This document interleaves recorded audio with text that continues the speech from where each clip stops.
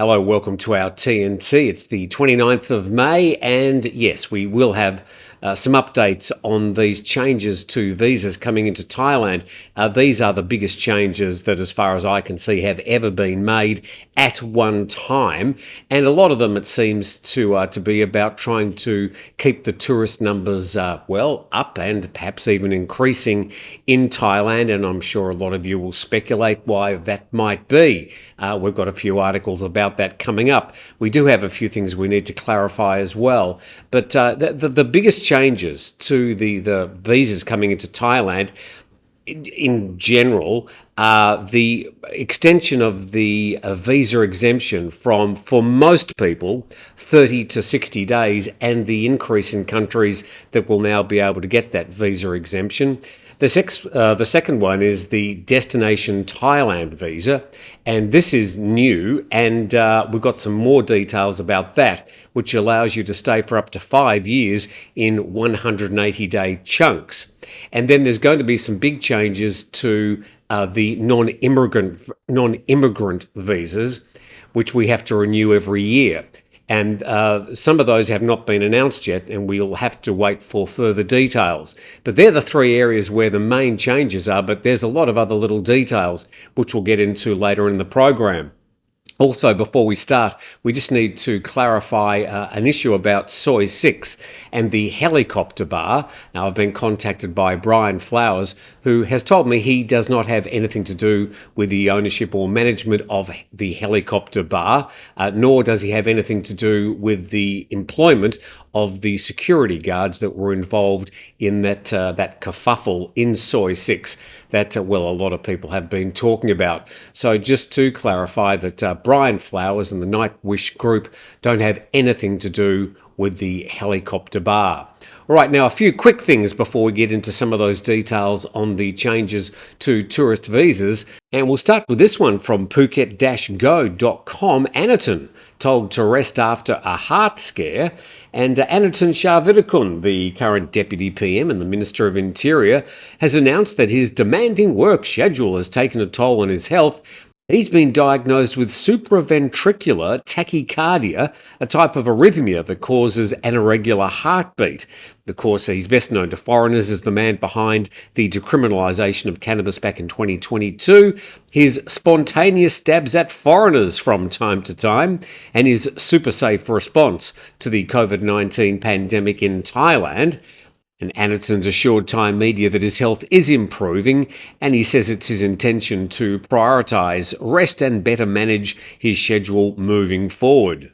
So the political brain space wouldn't quite be the same without Anutin, and love him or hate him, he is quite a character in Thai politics, and of course we wish him well as he copes with that particular health scare. Now we go to Suratani now.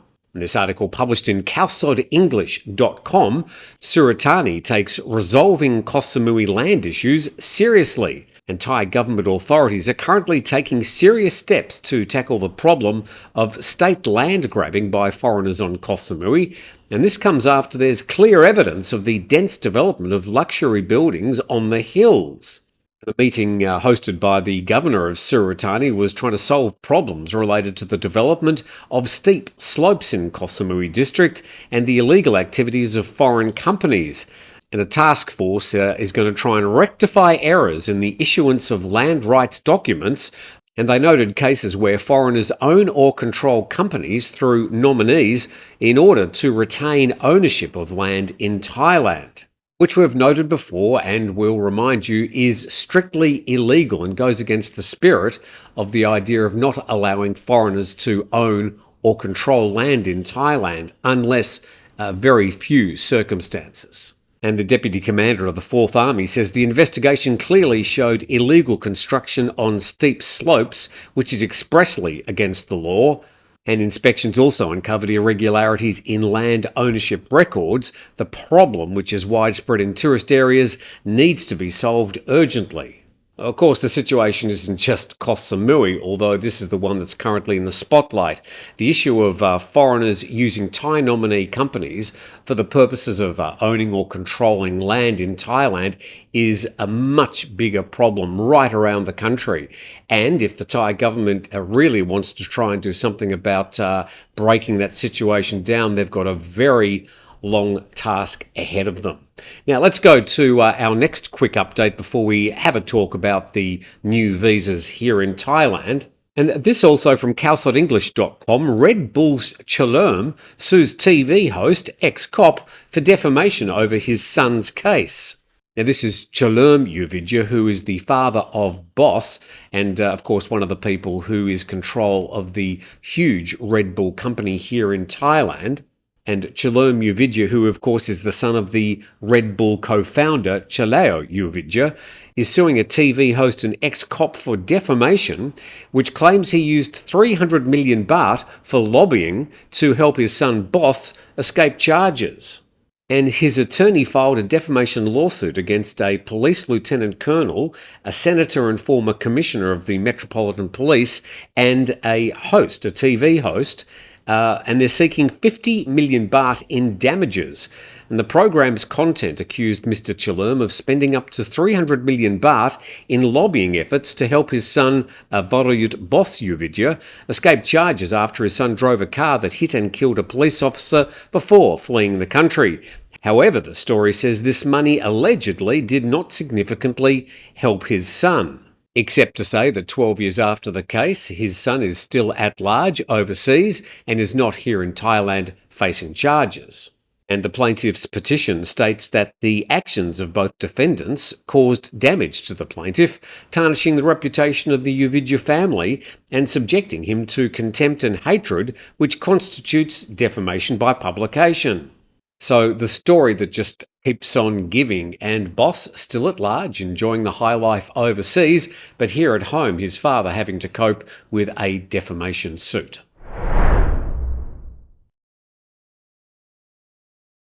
And with thanks to our sponsors, 5 Star Marine and also Beach House Thailand. For 5 Star Marine, there's a link for a special deal in the description below. And for Beach House Thailand, a link to the properties that you can book to stay in the Tham Luang area in 3 different bespoke beach houses. All those links in the description. Let's go to the story that I'm sure a lot of you are anxiously waiting for some additional information, and Khalsot English reports that Thailand eases visa rules to boost economy urgently. And the Thai government has announced a 3-phase economic stimulus plan, including easing visa rules to boost tourism and attract more foreign visitors. And the decision was made in a cabinet meeting yesterday as the country faces a prolonged economic slowdown, low GDP growth, and increasing public debt. The Thai cabinet meeting reached a unanimous conclusion that Thailand needs to generate new income, and saying that tourism is the only economic engine that will yield rapid returns. So if you thought before that you might have been considered a walking ATM in Thailand, here's the official proof from the cabinet itself. Now, a lot of this has already been approved by the Foreign Ministry and will come into action from June the 1st. Other measures, which we'll go into in just a moment, are going to be activated in a few months. So let's go through these one by one. And we'll start with the visa exemption for tourists, business visitors, and short-term workers from 93 countries, that's up from 57, allowing stays of up to 60 days. So that's basically people who come here for tourism. They used to come for up to 30 days visa exempt. Now that's been increased to 60 days. As to whether you can extend that for another 30 days like you used to in the past, I don't know. I'm assuming you probably will, that you'd have to go to a immigration office, which would mean that that visa exemption would be for 60 days plus 30. But that detail isn't there. Now let's go to the visa on arrival. And it's saying there's going to be an expansion of the visa on arrival to 31 countries, up from 19. And they're the people that arrive in Thailand. They have to go to a desk first to get a visa when they arrive, which they pay for before they go to immigration. And then one of the main ones, the introduction of a new visa category called the Destination Thailand Visa for foreigners seeking to stay in Thailand for an extended period and work remotely, which they're calling a workcation. So this obviously is targeted specifically at the digital nomads, who seem to be a larger proportion of the working community these days. This Destination Thailand Visa, I think, is going to be very popular. Let's check the details. So it's going to be offered to skilled foreign talent, digital nomads, freelancers, and those engaging in activities such as learning Muay Thai, cooking, sports training, medical treatment seminars, and arts and music events. Now, this really isn't aimed at just purely tourism, the people that want to come here for a quick holiday. This is aimed at a much wider group, but I'm pretty sure there would be people that want to stay in Thailand a long time that would be able to squeeze themselves into one of these groups. Now, it looks like you're going to have to pre-apply for this, so you're going to have to get through that application process. Now, some other advantages with this new Destination Thailand visa: the spouses and legal children under 20 will be able to come as well. Proof of financial support or a guarantee of at least 500,000 baht for the duration of the stay. And the DTV allows a stay of up to 180 days with a visa fee of 10,000 baht, valid for 5 years. And the stay can be extended once for another 180 days with an additional fee of 10,000 baht.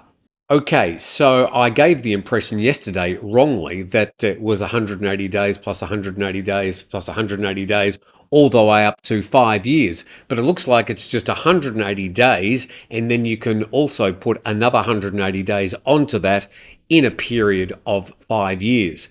So you'd be able to get a contiguous, 1 year visa with this DTV. That's the details we have on this at the moment. Don't ask me a whole lot of questions about these visas in the comments section, because I only know what I've read at this stage. Of course, we will try and fill in the details as we go, but that's all I know about this new DTV. Let's go on to the next one, which is under the heading of improved benefits for foreign students.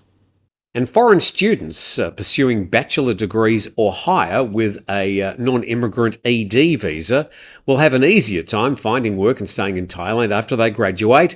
They'll be able to have an extended stay of 1 year after graduation for job hunting, travelling or other activities, with certification from the Ministry of Higher Education, Science, Research and Innovation.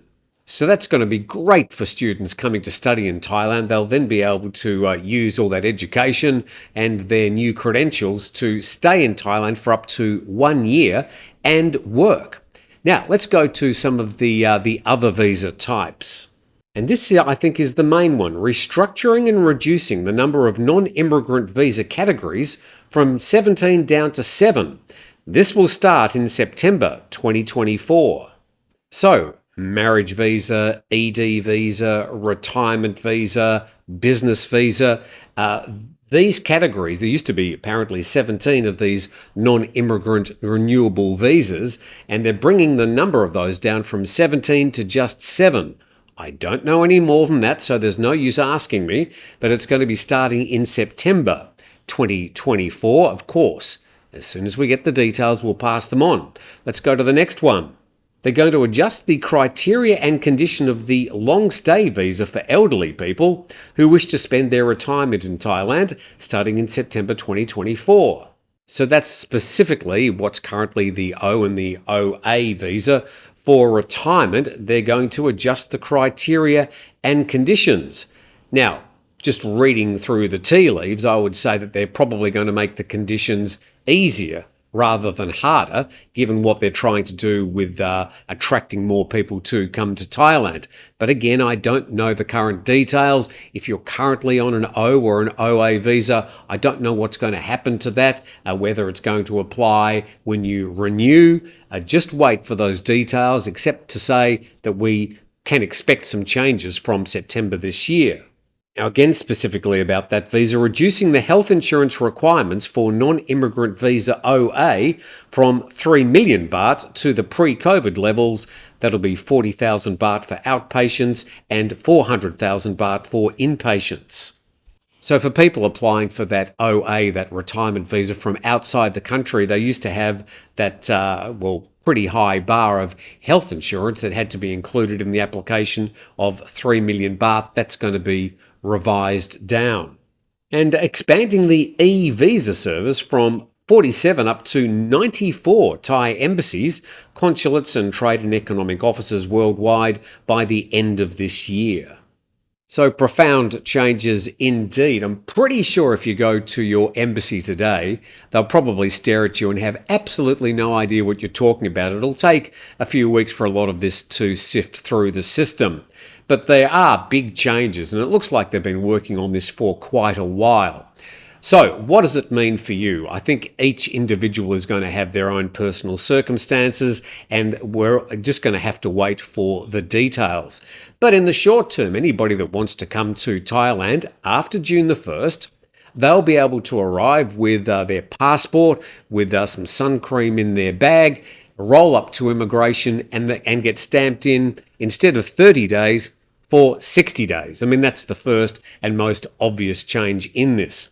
So let's wait for more details to come out. Don't ask me impossible questions about your particular individual circumstances in the comments section, because I probably won't have an answer, and the answers you'll get from other people will be just as confusing, because none of us really know except the Foreign Ministry at the moment. Okay, with that, thank you very much for watching today. Hopefully you're a bit more up to date. Thanks to Beach House Thailand and 5 Star Marine for their sponsorship, and we look forward to seeing you next time.